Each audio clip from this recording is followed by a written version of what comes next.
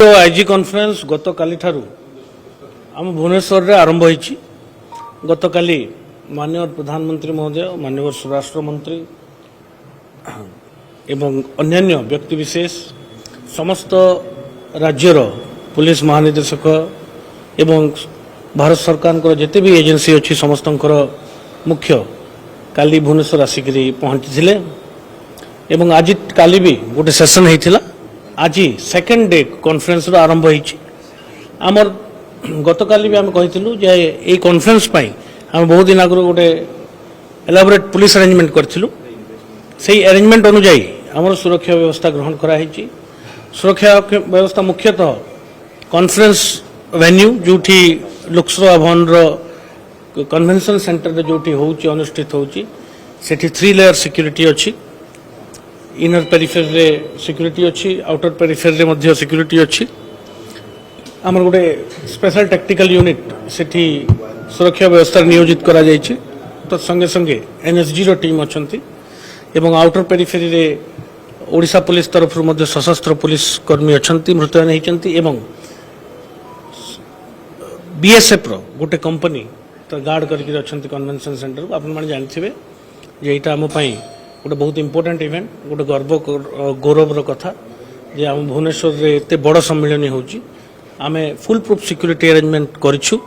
The entire city रे मध्य शहर रे विभिन्न जगह रे हमर नाका पेट्रोलिंग व्हीकल मुतयन होइचंती, नाका लागिची, राति रे व्हीकल चेकिंग, होटल चेकिंग एवं अन्यान्य जिते भी सिक्योरिटी मेजर्स ग्रहण करा जिबा कथा आमे नेइछु।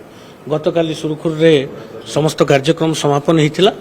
आज मध्य सुरुखुर रे समस्त कार्यक्रम चलछि। मु भावुची जे आमे फुल्ली प्रिपेयर्ड अछु। आमे प्लान अनुसार आम सिक्योरिटी अरेंजमेंट अनुसार आम सिक्योरिटी मुतयन कराइछि एवं आगामी दिन रे मध्य एई कॉन्फ्रेंस अति सुरुखुर भाव समापन हो। Sir inner security outer security के संभाळुछंती वर्तमान भुवनेश्वर रो? देखंतु विभिन्न मल्टीपल फोर्सेस सिक्योरिटी प्रोवाइड करूछंती। मुख्य कमिश्नरेट पुलिस नेतृत्व रे आम सिक्योरिटी अरेंजमेंट करछु। आमको सहयोग करूछंती एनएसजी टीम एवं माननीय प्रधानमंत्री सिक्योरिटी डिटेल्स एवं आमको सेंट्रल आर्म पुलिस फोर्स मध्य मिली। सीआरपीएफ और बीएसएफ 10 कंपनी फोर्स आम पाखे अच्छा से माने विभिन्न समय रे सिक्योरिटी प्रोवाइड कर। ट्रैफिक अरेंजमेंट सर केमथि ट्रैफिक आज गतकाली ट्रैफिक रे किछ जगह रे समस्या देखा जाइतिला, किंतु आपण जानथिबे जे गतकाली बहुत मूवमेंट थिला वीवीआईपीस करो सेति किछ जगह रे किछ समय पे ट्रैफिक रो कटकणा लागू होइतिला। किंतु आमे चेष्टा करथिलु जे कोनोसी प्रकार जंती इनकन्वीनियंस न होय। आज ट्रैफिक कंप्लीटली नॉर्मल अछि, कारण आज कोनोसी मूवमेंट आज केवल कॉन्फ्रेंस वेन्यू रे कॉन्फ्रेंस चलछि एवं ट्रैफिक इज कंप्लीटली नॉर्मल। आज किछि सुरक्षा व्यवस्था सर बढ़ा जाछि, आज पई किछि बढ़ा जाछि? देखंतु सुरक्षा व्यवस्था आमर प्लान एवं अरेंजमेंट अनुसार होइछि।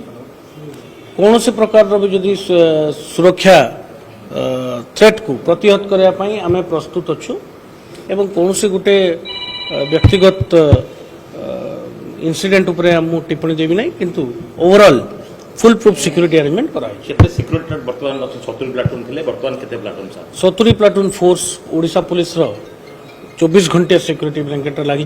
तत्संगे संगे मुझे कहली 10 company CAPF central arm police force मध्य आमको सहयोग कर स्पेशलाइज्ड एजेंसी जमती एनएसजी रो टीम अच्छा, एंटी ड्रोन टीम एवं प्रधानमंत्री स्वतंत्र सुरक्षा डिटेल्स गोटे गोटे इनसीडेंट आम गणमाध्यम जानूँ तापर आम संज्ञान रखु। We have taken cognizance. विमान बंदर रे भी आप देखिथिबे गतकाली भी सिक्योरिटी अरेंजमेंट कराइथिला। आमर स्वतंत्र हेल्प डेस्क एवं कंट्रोल रूम कराइछि। विमान बंदर रे सीआईएसएफ जो विमान बंदर सुरक्षा दायित्व थांती तांको सहित आम क्लोज कोऑर्डिनेशन रे एयरपोर्ट को मध्य सिक्योरिटी दउछु।